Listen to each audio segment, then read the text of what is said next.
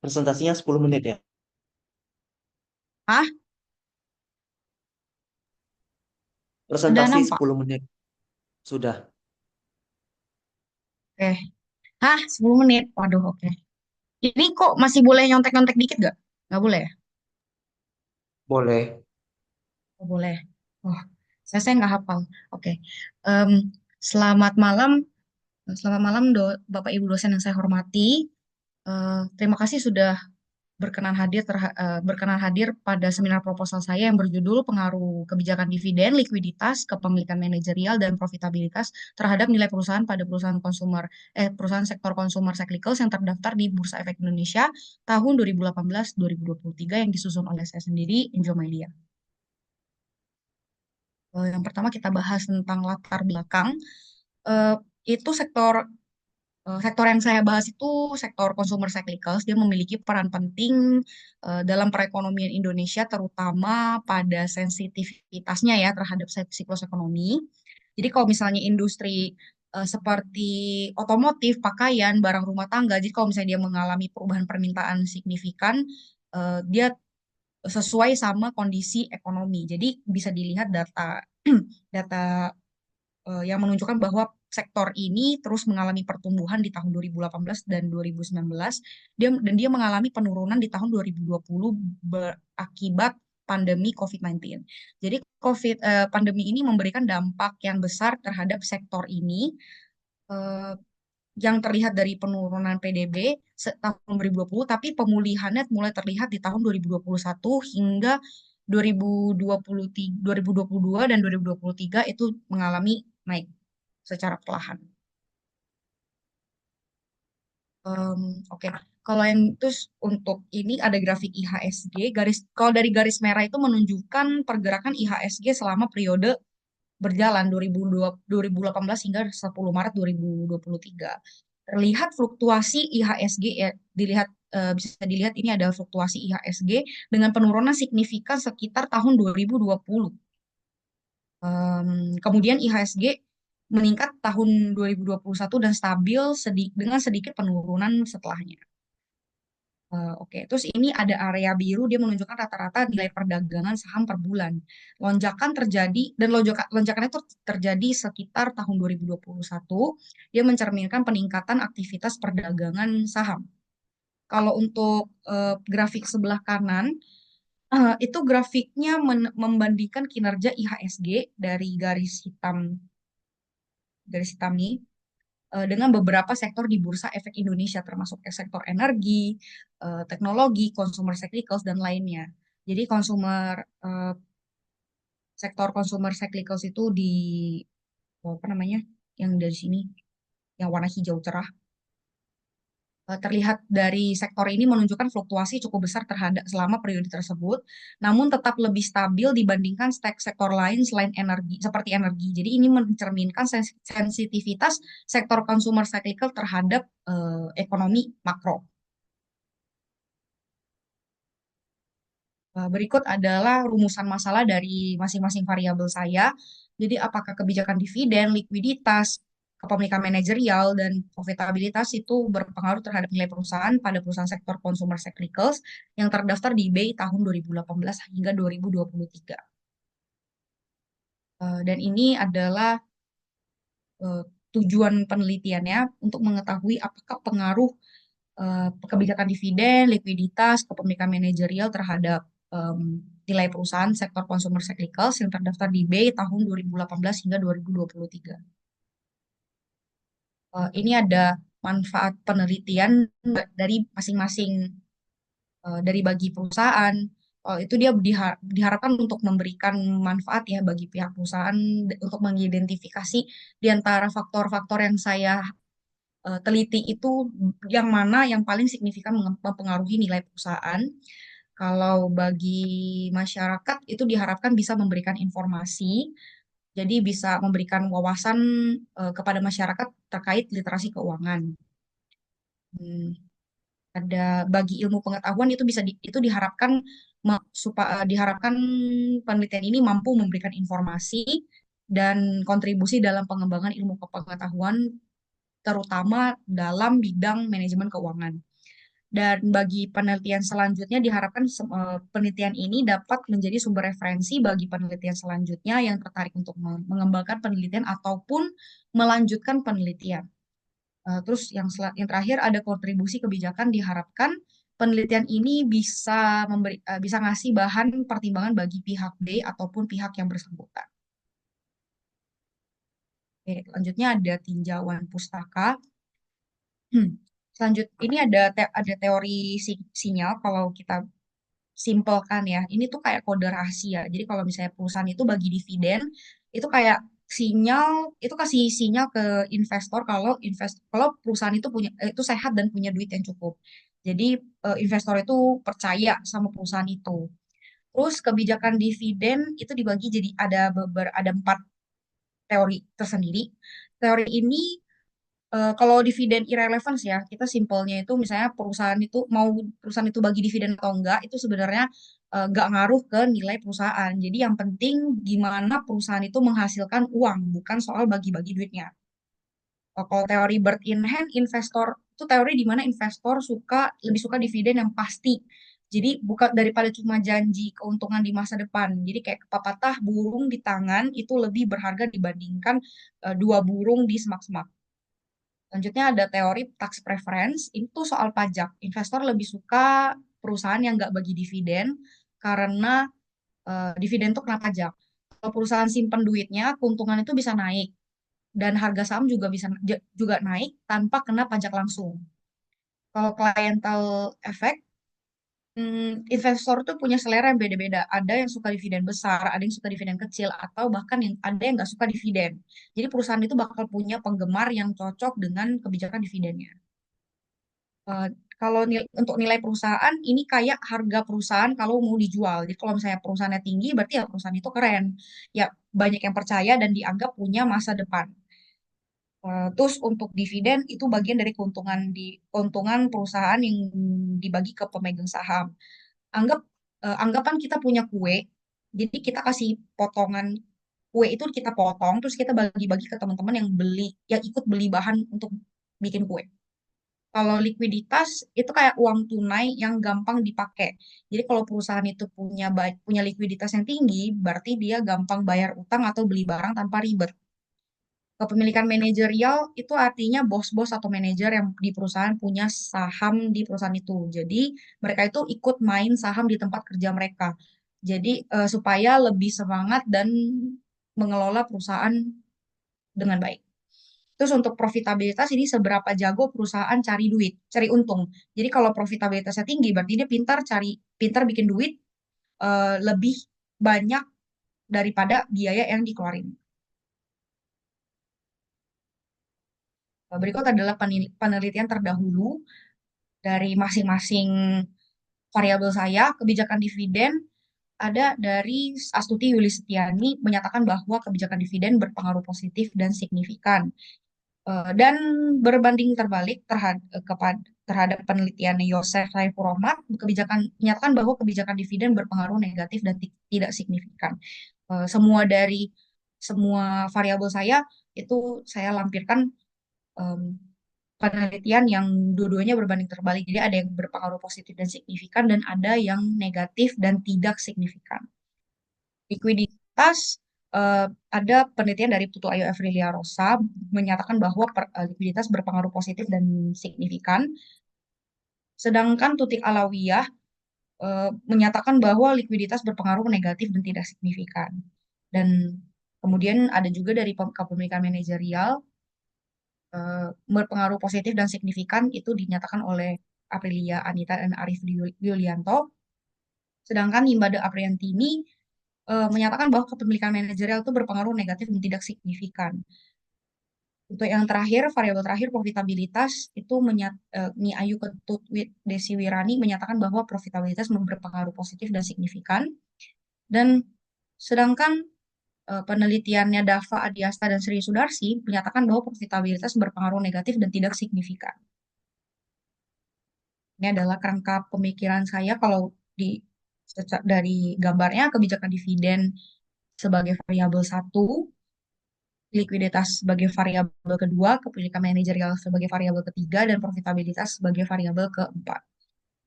itu berpengaruh dan semuanya berpengaruh positif terhadap nilai perusahaan. Itu merupakan hipotesis penelitian dari saya. Berikut metode penelitiannya. Populasi ini yang saya gunakan untuk penelitian ini merupakan seluruh perusahaan sektor consumer cyclicals yang terdaftar di Bursa Efek Indonesia di tahun 2018-2023. Dan jumlah perusahaan yang terdaftar di sektor consumer cyclicals ini adalah sebanyak 163 perusahaan. Jenis data yang digunakan dalam penelitian ini adalah data kuantitatif karena kita menggunakan angka, dan sumber data yang digunakan adalah data sekunder yang di mana data tersebut dikumpulkan dan disusun oleh orang lain dan bukan penulis tersendiri. Berikut adalah operasi variabel dari setiap variabel saya. Yang pertama, kebijakan dividen itu diproksikan dengan DPR, dividen payout ratio, dan ini semuanya dari dari eh, empat variabel X dan satu variabel Y itu semuanya menggunakan skala rasio. Untuk variabel kedua, likuiditas itu diproksikan dengan current ratio, dan itu rumusnya aset lancar dibagi liabilitas lancar dikali 100%. Kepemilikan manajerial, saham yang dimiliki manajemen dibagi jumlah saham yang beredar dikali 100%. Untuk profitabilitas itu diproksikan dengan ROA, return on asset, itu laba bersih dibagi total aktiva dikali 100%. Dan nilai perusahaan itu diproksikan dengan price book value, harga pasar per saham dibagi nilai buku per saham. Untuk teknik analisis data, itu ada analisis statistik deskriptif, uji normalitas, uji multikolinearitas, uji heterokodastisitas, uji autokorelasi, analisis regresi linear berganda, ada uji F, uji R2, dan yang terakhir uji hipotesis ataupun uji T. Sekian dari presentasi seminar proposal saya. Eh, Terima kasih Bapak Ibu dosen atas perhatiannya. Hampir 12 menit presentasinya. Ah, aduh, harusnya udah cepat-cepat loh ngomongnya. Bukan masalah cepat, Berarti harus ada cuman yang beberapa Hah? hal ada yang tidak perlu dijelaskan. Coba lihat dulu dari slide awal. Seperti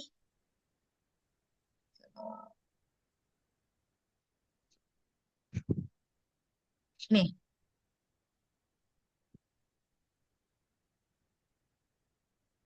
Ke slide nomor 5.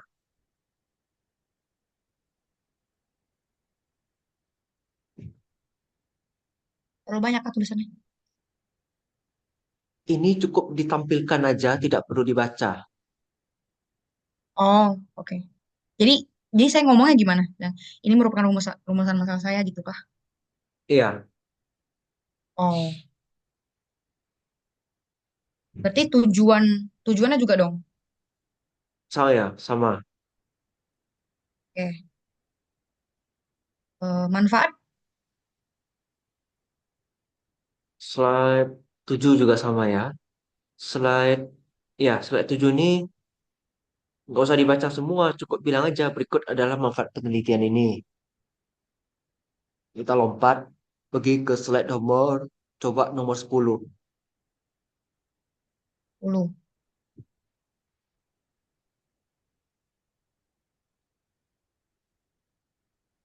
Ini penelitian terdahulu tidak perlu dijelaskan. Cukup ditampilkan aja bahwa dari masing-masing variabel penelitian terdahulunya menunjukkan ada perbedaan hasil. Cukup itu aja. Oh, oke oke.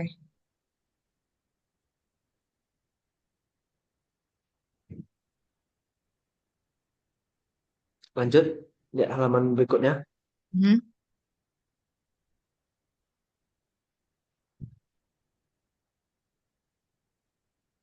Lanjut. mhm, Sebenarnya hipotesis yang tadi, mhm,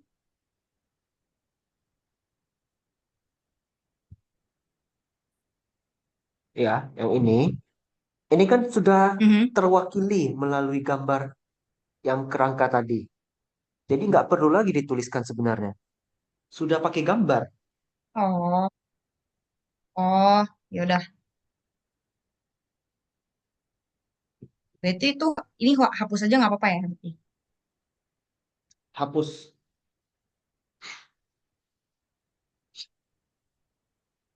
Oke.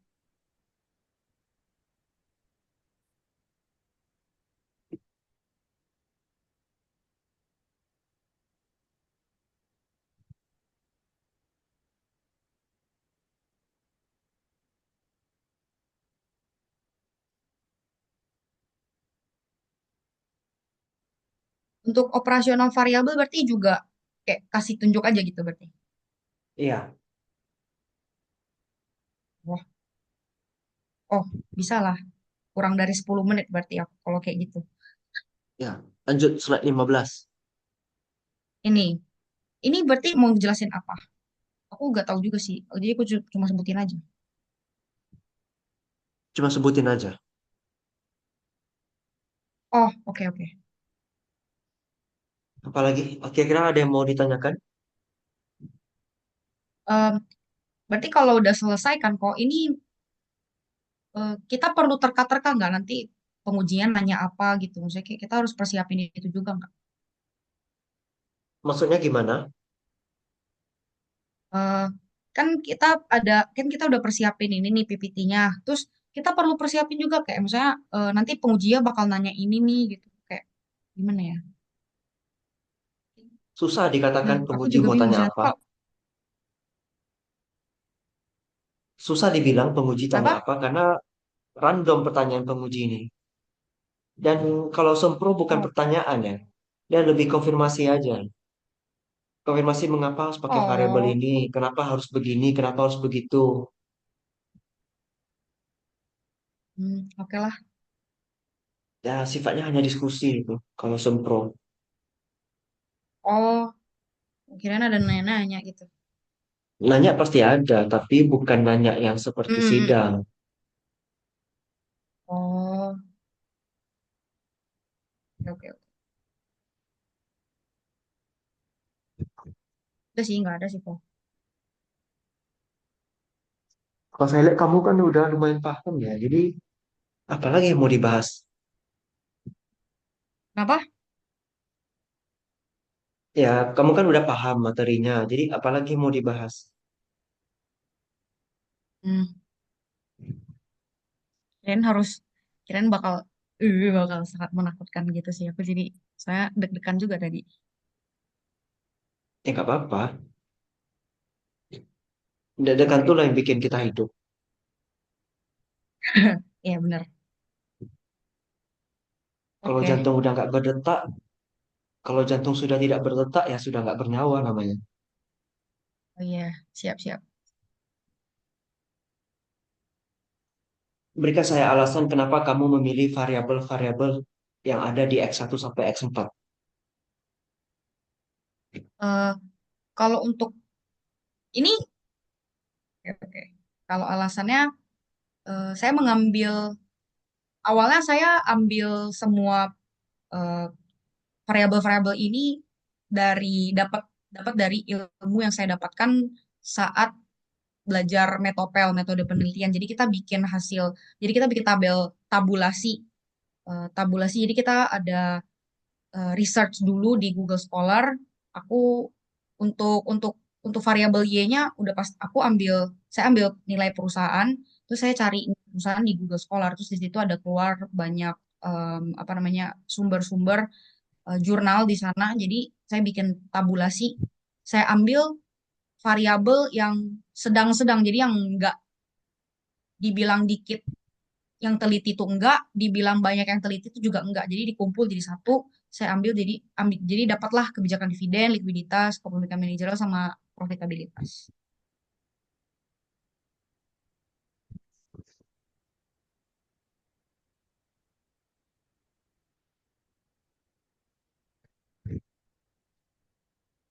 Menurut Angel, dividen itu harusnya pengaruh positif atau negatif?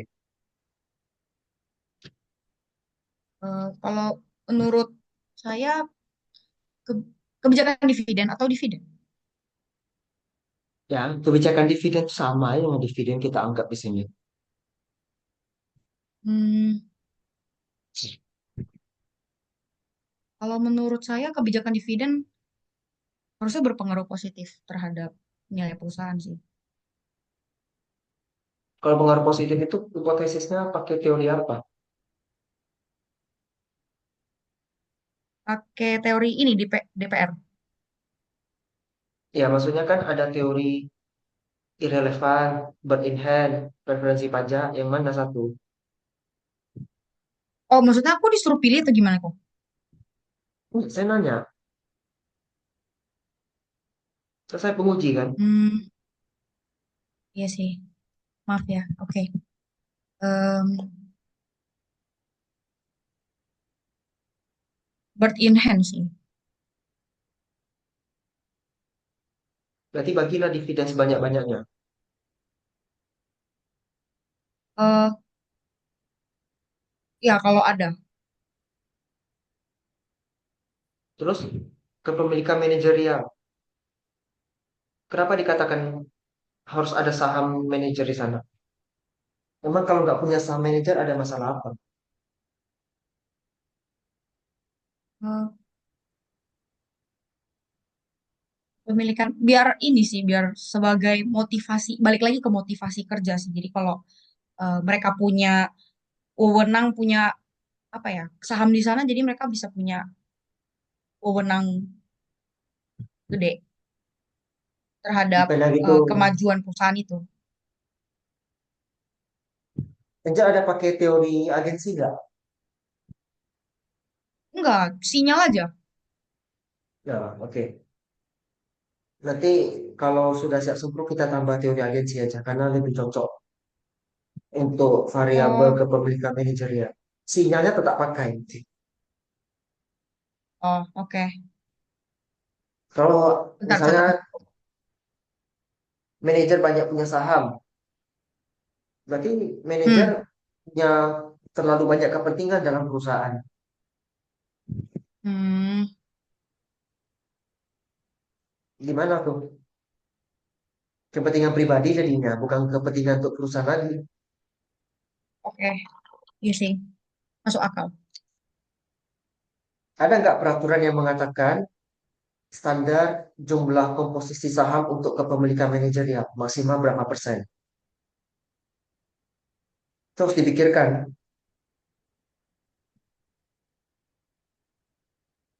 Oh, batasnya maksudnya. Iya, soalnya kalau tidak dikasih batas, kalau sempat manajer punya saham lebih dari 50% kan habis perusahaan itu. Jadinya kepentingan Iya, pribadi. iya. Oke.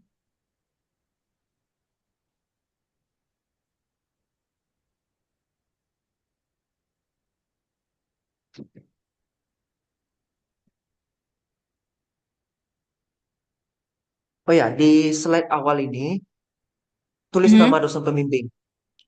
Tulis nama dosen pembimbing. Oh ya, oke.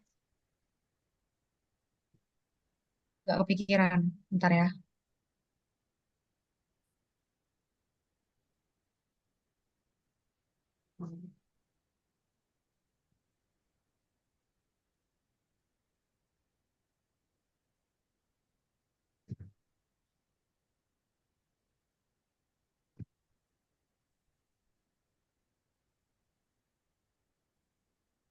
Halo?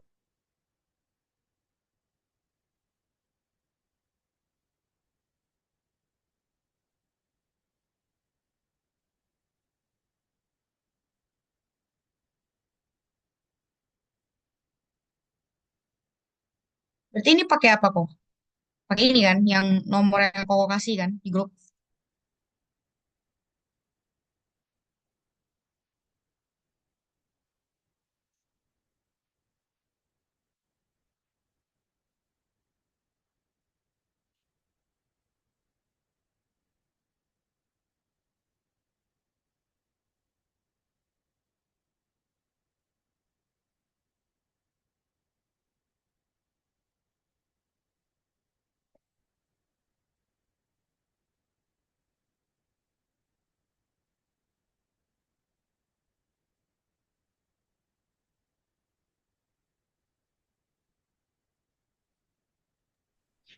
Nggak usah pakai juga juga nggak apa-apa.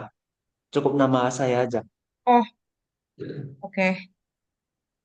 Oke.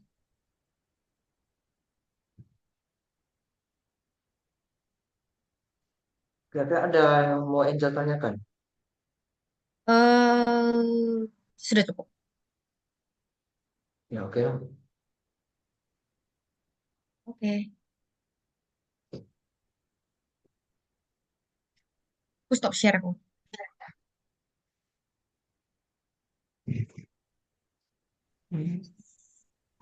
Ivani, ada yang mau ditanyakan?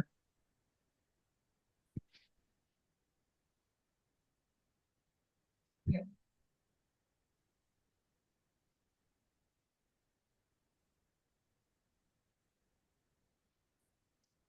Kezia, itu Pak Uni barusan nelpon saya tuh. Dia nanya proposal kamu.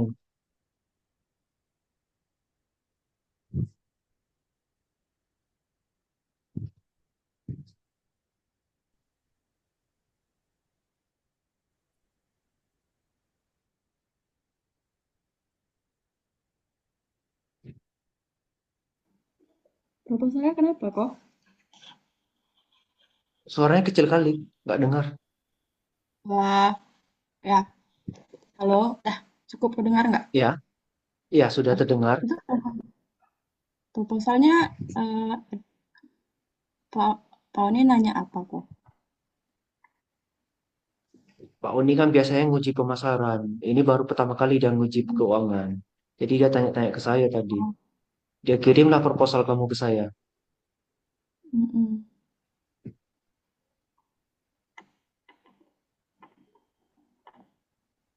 Eh, kok itu kan kemarin aku udah minta tanda tangan untuk persetujuan proposal sama Pak Hari.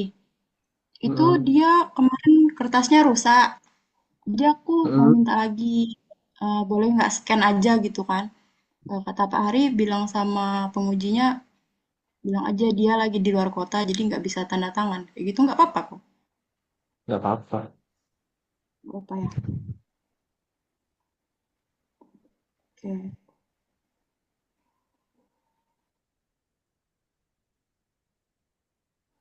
Oke kok. Ya, Desi besok ujian ya sama saya. Iya, Pak. Sama si Nalia juga. Iya, Pak. Beda jam aja, Pak. Nadra dulu baru saya, Pak. Iya, belajarlah baik-baik ya. Angket, Iya, Pak ya. jangan lupa. Angket udah print kan? Oh, angket ikut juga ya, Pak? Ya, harus di print. Kalau enggak gimana saya mau cek. Ya Oh, kan? kirain karena sebagian sebagian teman juga ada yang bilang kan, Pak, cuma ditunjukkan aja kayak gitu, Pak. Makanya nggak saya print tadi, Pak. Sekarang kan bab 2 ada indikator kan? Iya, Bab Pak. 3 ada pernyataan. Iya, Pak. Sorry, bab 3 itu ada indikator dan pernyataan. Saya kan harus cek indikator bab 2 ke indikator bab 3. Nah, terus nanti pernyataan di bab 3 saya kan ceknya harus ke angket. Kalau angketnya tidak ada, gimana saya cek coba? Berarti masuk ke lampiran gitu ya, Pak? Iya, lampiran setelah daftar pustaka. Oh, baik-baik, Pak. Sempat nggak ngeprint besok? Oh, sempat lah, Pak. Karena jam jam tengah 11 jadwal sama Bapak. Ya, Iya, setengah tengah sebelas. 11. Berarti paling tidak jangan, Kalau kalau ya sama Bapak gimana? pesen. Putus-putus suaranya. Kalau sama Bapak presentasinya sampai berapa menit gitu, Pak? Ada ketentuannya, Kak? Ya, Pak, biasanya 10 menit maksimal. 10 menit.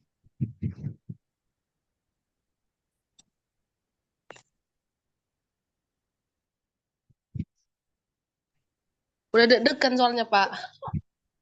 Mm-mm. Saya nggak dadakan. Ya lah, Pak. Saya yang deg-degan, Pak. Ya, nggak apa-apa lah.